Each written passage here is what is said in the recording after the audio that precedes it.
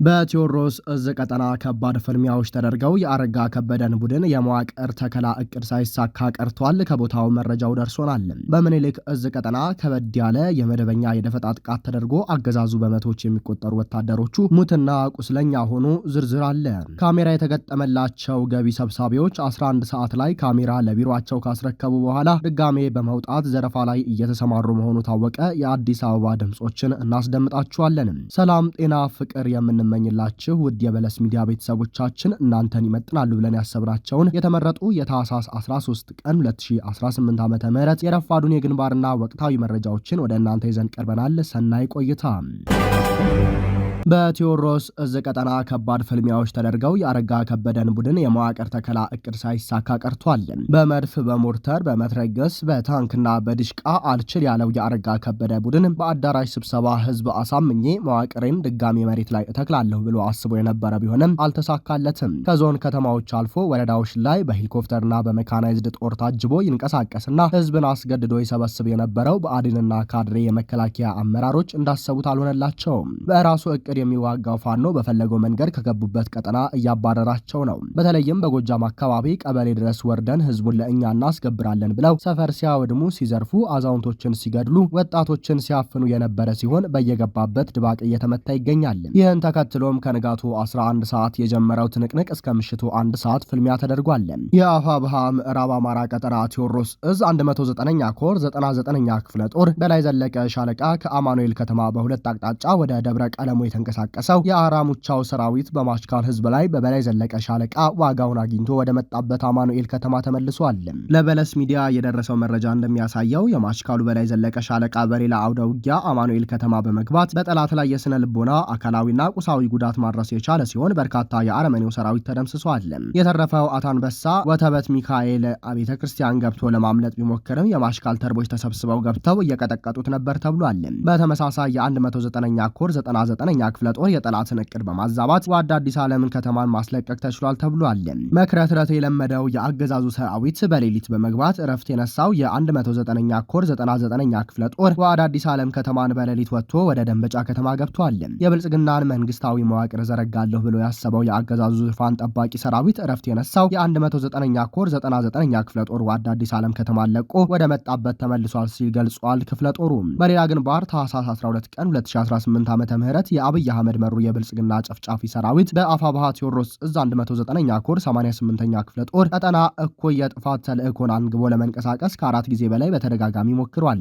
ትናንትም እንዲሁ ለ5ኛ ጊዜ በሁለት አቅጣጫ ከወንበርም ዋሽንዲ ከተማ ከንጋቱ 10 ሰዓት ጀምሮ ወደ አንከሻ ንጉስ ድንጉሻ ቀበሌ፣ ከአዮ ጓኩሳ አዘና ከተማ ወደ ችባችብሳ ቀበሌ ከረፋዱ 4 ሰዓት ጀምሮ በተናበበ ሁኔታ ሁለተኛ ሻለቃንና በቀጠናው የሚንቀሳቀሱ የፋኖ አባላትን ለማፈን ተንቀሳቅሶ ነበር። በተደጋጋሚ ጠላት ላይ የበላይነት የምትቀዳጀዋ ሁለተኛ ሻለቃ ወደ ድንጉሻ የሚንቀሳቀሰውን መንገድ ዘግታ በመያዝና ጠላትን የተዛባ መረጃ እንዲኖረው በማድረግ ወደ ችብችባሳ የተንቀሳቀሰውን ጠላት በደፈጣ አርግፈዋለች።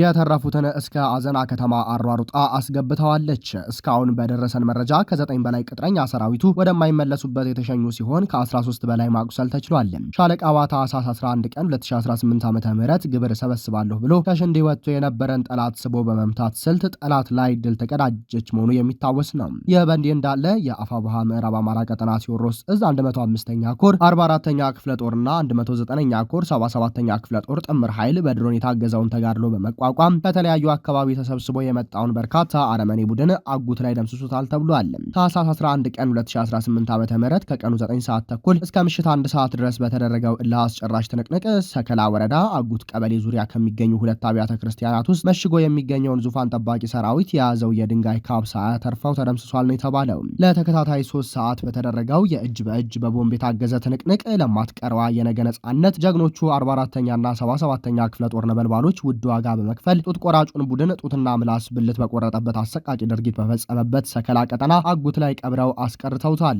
አረመኔው ቡድን ለሳምንት ሲቆፍር ሲዘጋጅበትና አንገት ድረስ ሲሰራው የሰነበተው ምሽግ በነበልባሎቹ ሲደረማመስ መረሻ ያጣ ወንበሬ ቡድን በእግር አልችል ብሎ በድሮን የታገዘ ውጊያ በማድረግ ተከታታይ 2 የድሮን ቅንቡላ ቢጠቀምም ከመደምሰስ አላተረፈውም። ቤተክርስቲያንና ተራራ ላይ ጉድጓድ እንደ ቀበሮ በመቆፈር ለማምለጥ የሚሞክረው ዙፋን ጠባቂ ሰው በላው ቡድን በጀግኖች ከባድ ምት ተደቁሶ በቆፈረው ጉድጓድ አፈር ለብሶ ቀርቷል።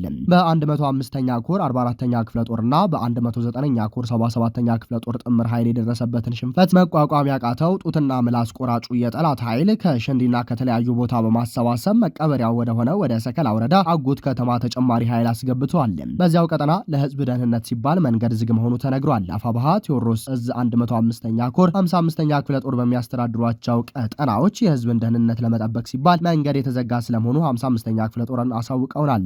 በሆዱ ተገዝቶ የአብይ አህመድ አሊን ወንበር ለመጠበቅ የሚዝረከረከው የጠላት ኃይል ፋኖን ዘራፊ ነው ለማስባል ፋኖ መሳይ ብልጽግናዎችን በማደራጀት ሹፌሮቻችንንና ህዝባችንን እያንገላታ መሆኑን ደርሰንበታል። በመሆኑም ህዝባችንንና ሹፌሮቻችንን ከነዚህ ወንበዴዎች ዘረፋና ግድያ መከላከል ያመች ዘንድ ከዛሬ ታህሳስ 13 ቀን 2018 ዓ.ም ጀምሮ ላልተወሰነ ጊዜ ከባህር ዳር ጭንባ ቁንዝላ ደለጎ ከዱር ቤቴ ዘህበስት ወገዳ ከዱር ቤቴ ሐሙሲት ማማላ ከዱር ቤቴ ቀደምት ላሊበላ ልሁዲ መንገዶች ዝግ እንዲሆኑ ማሳወቅ እንወዳለን።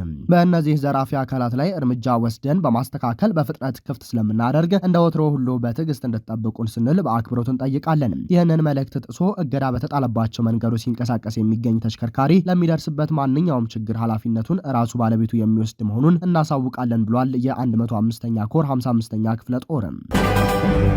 ወደ ወሎ ግንባር ስናልፍ ማረጉ ተማረ ክፍለ ጦር ፋኖች ከ54 በላይ የአገዛዙን ሰራዊት በመደምሰስ ከ71 በላይ በማቁሰል ታላቅ ድል ተጎናጸፉ።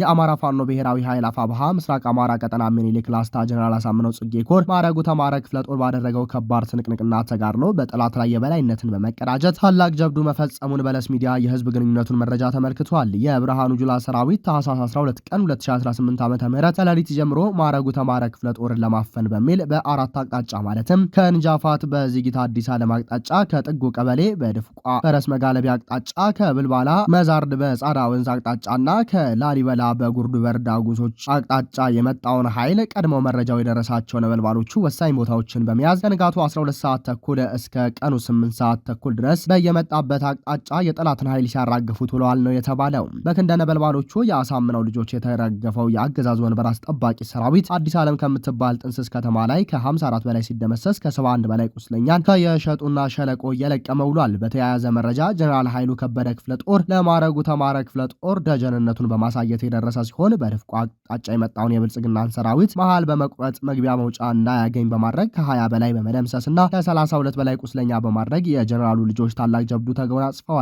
በመጨረሻም አንድነት ኃይል ነው የሚለውን መርህ በመከተል ማረጉ ተማረ ክፍለ ጦርና ጀነራል ኃይሉ ከበደ ክፍለ ጦር በጋራ በመናበብ የጠላትን ኃይል አንገት ያስደፉበት ጥምረት ለሌሎችም አርአያ የሆነ ቅንጅት ነው ሲሉ የክፍለ ጦሩ አመራሮች መልእክታቸውን አስተላልፈዋል። በተመሳሳይ የሳጅን አደም አሊ ወይም አባናደው ክፍለ ጦር ፋኖች ታላቅ የጦር ሜዳ ጀብዱ ፈጽመዋል። አንድ ተሽከርካሪ ሙሉ ጠላት ከጥቅም ውጭ ተደርጓል። የአማራ ፋኖ ብሔራዊ ኃይል አፋብሃ ምስራቅ አማራ ቀጠና ምኒልክ እዝ ንጉስ ሚካኤል አሊ ኮር ሳጅን አደም አሊ ወይም አባናደው ክፍለ ጦር አንደኛ ሸዋን ግዛው ካሳ ሻለቃ ፋኖች በምዕራብ ወሎ ግንባር ለጋምቦ ወረዳ ውስጥ ከገነቴ ከተማ ወጣ ብሎ የሚገኝ ቦታ ላይ ደፈጣጥለው ከደሴ ወደ አማራ ሳይንት በመጓዝ ላይ ያለ የጠላት ኃይል እንድባቅ መጥተዋል። ታህሳስ 12 ቀን 2018 ዓመተ ምህረት አመሻሽ ላይ የሻለቃይቱ ፋኖች በጠላት ላይ በፈጸሙት የደፈጣ ጥቃት ተሽከርካሪው ላይ ያለው ጠላት ሙሉ በሙሉ ከጥቅም ውጭ ሆኗል።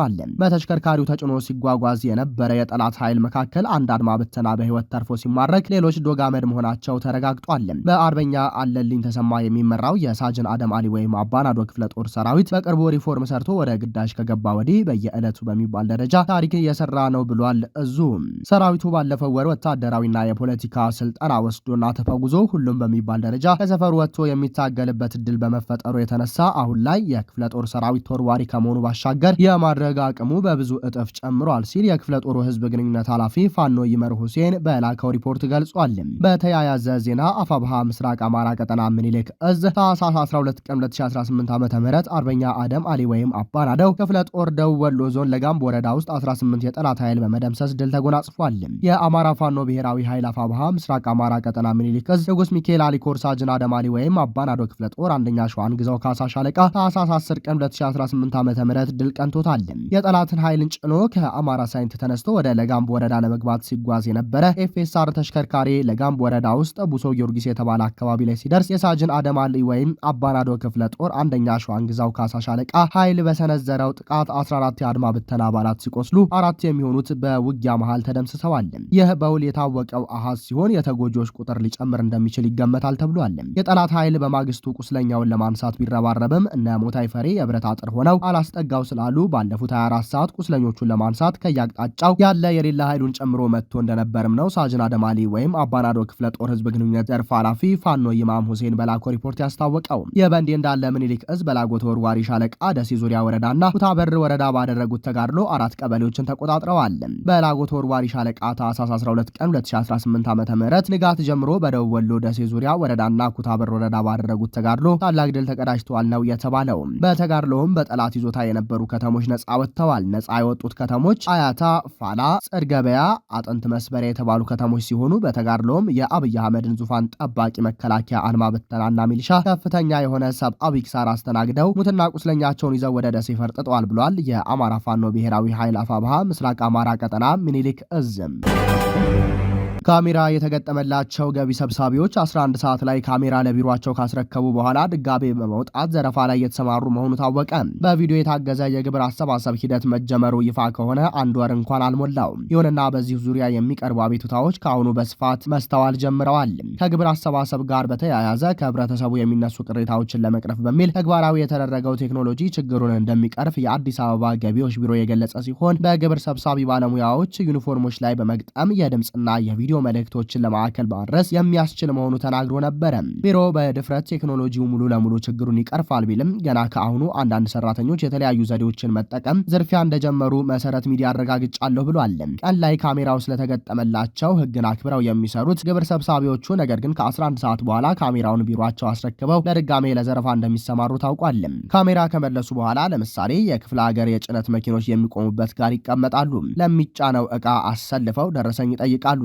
ቸውን ደረሰኝ እንደ መንጃ ፍቃድ ይወስዱትና በደረሰኙ ላይ ባለው አድራሻ ደውለው ደረሰኙን በትክክል አልቆረጥክም ክስ ሊመጣብህ ነው በማለት ከ20 ሺህ እስከ 30 ሺህ ብር እየተቀበሉ ነው። ካልደወሉ ደግሞ በደረሰኙ አድራሻ መሰረት ሱቁ ድረስ እየመጡ ብር ተቀብለው ይሄዳሉ በማለት አንድ በመርካቶ በንግድ ሙያ ላይ የተሰማሩ ግለሰብ አስረድተዋል። በተመሳሳይ መልኩ ሌላ አንድ በመርካቶ ስራቸውን ያደረጉ ግለሰብም የገቢ ሰብሳቢዎቹ ብዛታቸው ከህዝቡ ቁጥር አይተናነስም፣ መንግስት ህዝቡን ዝረፉ ብሎ ያሰማራቸው ነው የሚመስለው በማለት ያስረዳሉ። ካሜራ ሳይዙ ወጥተው እነሱን የሚጠይቁትን ያልተገባ ገንዘብ አልከፍልም እስከ ጥግ ይሄዳለሁ ብትልም ሰሚ የለም። ቅጣት 100 ሺህ ብር ይጣልብሃል። 100 ሺህ ቅጣት ደግሞ የሚያስከትለው ሌላ ጣጣ አለ። በቅጣቱ ምክንያት ኦዲት ይጠሩሃል። እንደገና ደግሞ ኦዲተሮች የኦዲት ግኝት አለብህ በሚል አይተው የማታውቀውን ገንዘብ በሚሊዮኖች ይጠሩሃል በማለት ተናግረዋል።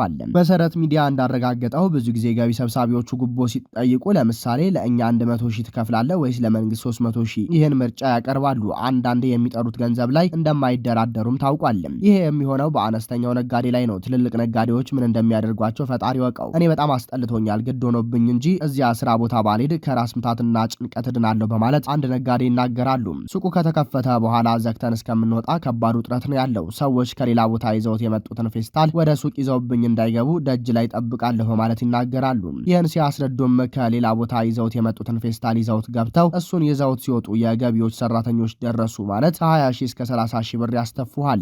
ሰዎች ይዘውት የገቡትን ዕቃ እዚያ ሱቅ ላይ የማይሸጥ ዕቃ እንኳን ቢሆን አይሰሙህም ብለዋል።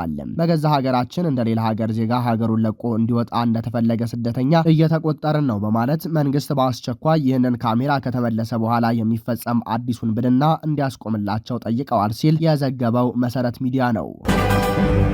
ክቡራንና ክቡራት አድማጭ ተመልካቾቻችን ለሰዓቱ የነበረን የዜናና የመረጃ ስርጭታችን ይህንን ይመስላል። ጤና ይስጥልንም።